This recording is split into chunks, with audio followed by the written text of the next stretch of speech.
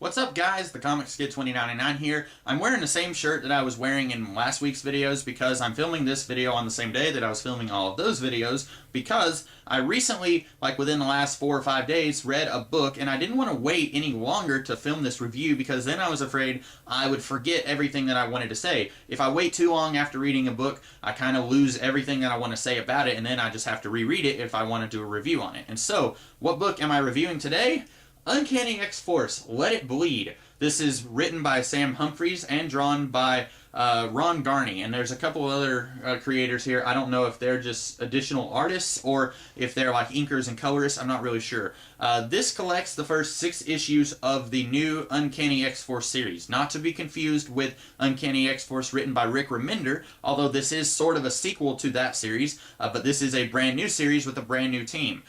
You can see the team right there. And right off the bat, I know that there's a lot of people out there who are huge fans of Rick Remender's Uncanny X-Force, and they are probably wondering, if you're watching this video, you're probably wondering, does this measure up to Rick Remender's Uncanny X-Force? And I'm going to go ahead and say, I like Uncanny X-Force by Rick Remender. I didn't like it as much as everyone else. I thought it was really good. I did not think that it was the be-all, end-all X-Men story of the last 20 years, but I thought it was really good. Does this measure up to his Uncanny X-Force? I'm going to say no, but I think that this story is also pretty darn good. And if you are wanting to read some really good, enjoyable X-Men stuff, I would recommend that you read this. Are you going to be disappointed if you are a huge fan of Rick Remender and a huge fan of his Uncanny X-Force? Maybe. If you're more like me and you really enjoyed Uncanny X-Force by Rick Remender, but it wasn't the greatest thing that you'd ever read, maybe you should give this a shot. You may actually really enjoy this. Again, it does have some problems, but in my opinion, so did Rick Remender's run on Uncanny X-Force. So I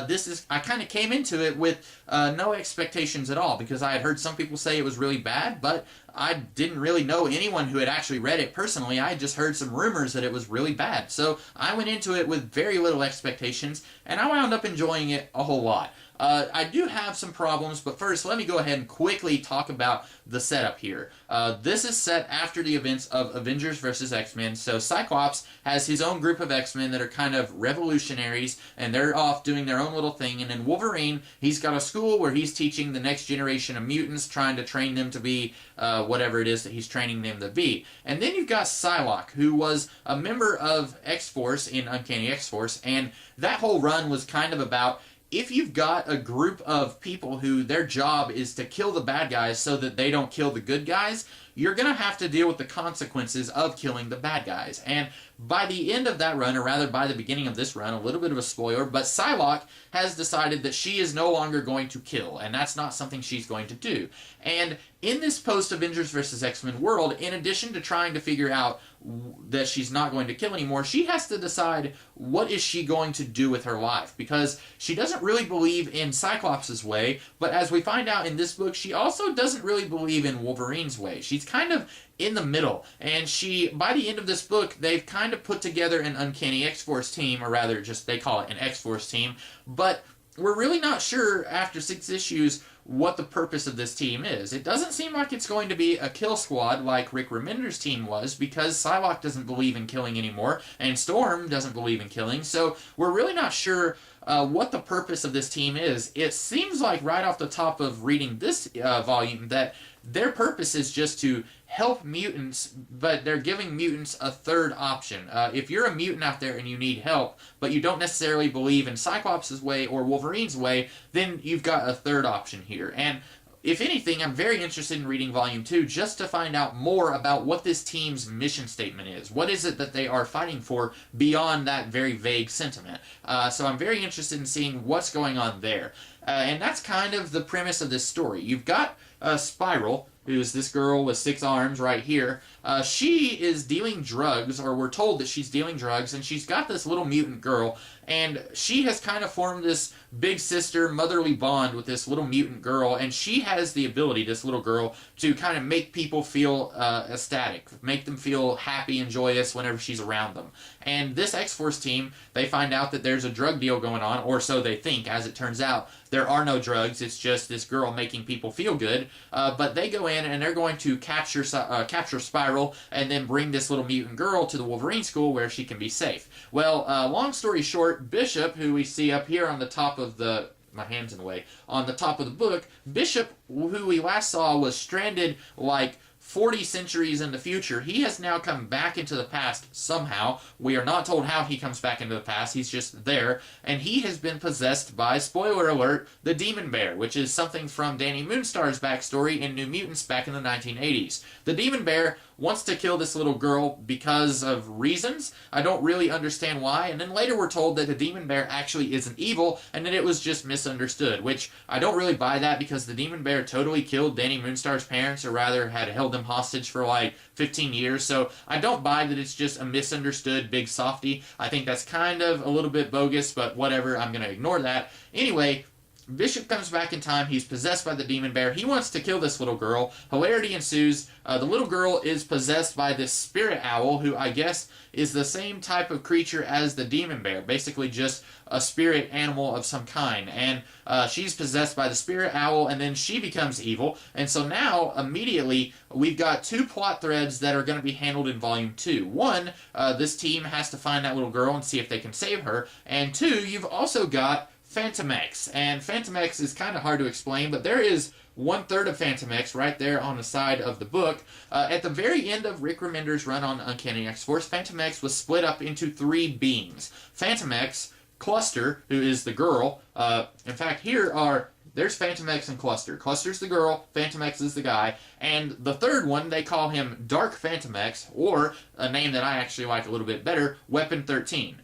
Weapon 13 is basically all of the darkness and evil inside of Phantom X put into an entirely different being. And throughout this book, we're seeing that Cluster and Phantom X are kind of trying to track down Weapon 13 and stop him. And then at the very end, Weapon 13 has kidnapped Phantom X, and we don't really know what he's doing with him. So Cluster meets up with Storm, Puck, Psylocke, and Spiral by the end of the book, and it's like, hey, I need you guys' help. Phantom X is in danger. And Psylocke is like, yeah, we'll go help him. So we've got those 2 threads that are going to be handled at the end of Volume 2. And that's basically what happens here. Now, like I said, this isn't a perfect book, but I think that if some of the plot points had been rearranged a little bit in this series, I think this could have been a lot better. My one big problem here is that, number one, I feel like Wolverine and Psylocke's relationship doesn't really work very well. Wolverine is kind of being patronizing to Psylocke, and it feels like it's out of character. And likewise, Psylocke kind of feels like she's out of character when she's arguing with Wolverine.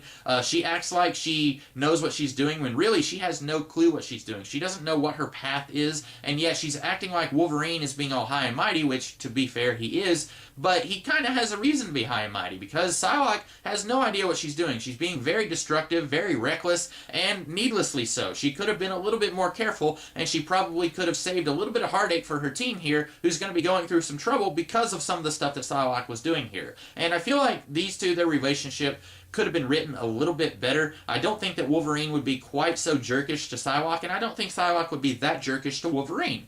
Also, I have a huge problem with the way that Spiral is written in this story. Spiral has always been a psychopath. She has always been absolutely insane. And this book does mention that she herself, she is a victim of Mojo. And so part of her psychopathy, if you will, is a result of Mojo kind of messing around with her. But that's no excuse for her being a psychopath who in turn messes around with other people. For example, she hates Longshot, and we've seen in the 1980s that she was always trying to kill Longshot. And she also did some pretty terrible stuff to Psylocke, and this book even references that stuff.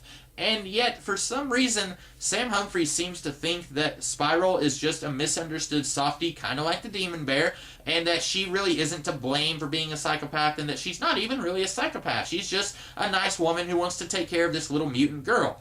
I don't buy it at all. Spiral is not that kind of character. Spiral is insane. She's the kind of person who would cut out this little girl's eyes and then use them for paperweights. She is insane. She is not somebody who would nurture this little girl because she needs help. Now, there is a way that this could have been solved. This story is basically focused on the girl and Bishop coming back in time to kill the girl. What they should have done is focused on Weapon 13 and Phantom X and Cluster in this volume. They should have had all of that be the crux of Volume 1, and then Cluster comes to the X-Force team in like Volume 1 and says, hey, I need you guys' help. We need to go and rescue Phantom X and stop Weapon 13. And then let that be the plot of Volume 1, and then at the very end of this volume, you have Bishop come back in time, and he's like, okay, I gotta go kill that girl. And all throughout these 6 issues, what you would be doing slowly shows Spiral going from being the psychopath that we knew her as in the 1980s and 90s to being a little bit more of a softer character, a little bit less psychotic. It really feels very jolting, very jarring when she goes from being how she was portrayed to being how she is now, and we don't get to see that transition. We don't get to see her transform from being crazy to being kind of a motherly figure. And I really think if this volume had focused more on Weapon 13 and Cluster and Phantom X and that storyline, instead of holding that off for Volume 2, if they had focused on that here, then we could have slowly transitioned over the course of 6 issues from being the Spiral that we knew to being the Spiral that she is here. And unfortunately, we don't do that, so this Spiral feels like an entirely different character than the one that we know her as. And that's kind of my biggest complaint. I really don't see any reason, just from reading Volume 1, that this story had to be first. I really think it could have been just fine if they had done the Phantom X Cluster Weapon 13 stuff first, and then saved all of this stuff with Bishop coming back in time to kill the girl, if they had saved that for later on down in the series. That's my personal opinion. I think that they could have solved a lot of the problems that I had with this book if they had done that, but sadly the point is moot because they did not do that. But do I recommend this book? Yes, I think it's very fun and very enjoyable. I seem to be enjoying a lot of these side books in the X-Men world a lot more than I'm enjoying the main stuff like Bendis' Uncanny X-Men and All New X-Men. I enjoyed this a lot more than anything Bendis has done in a very long time. I also enjoyed Cable and X-Force Volume 1 quite a bit. So it seems like for me, if I want my X-Men fix for a while, I'm just going to have to focus on some of these side books like Uncanny X-Force or Cable and X-Force. So if you're like me, if you do not like Bendis' X-Men and you want your X-Men in some way, maybe you should give this series a shot. It's really good. It's not perfect, but it's really enjoyable, really fun. I liked it. I can't wait to read Volume 2. And those are my thoughts on Volume 1. I will be back later this week after Christmas. I'll be coming back at the very end of the week with a review of an episode of Batman Beyond. So until then, I will see you guys then. Have a great holiday, and I'll see you later. Have a good day.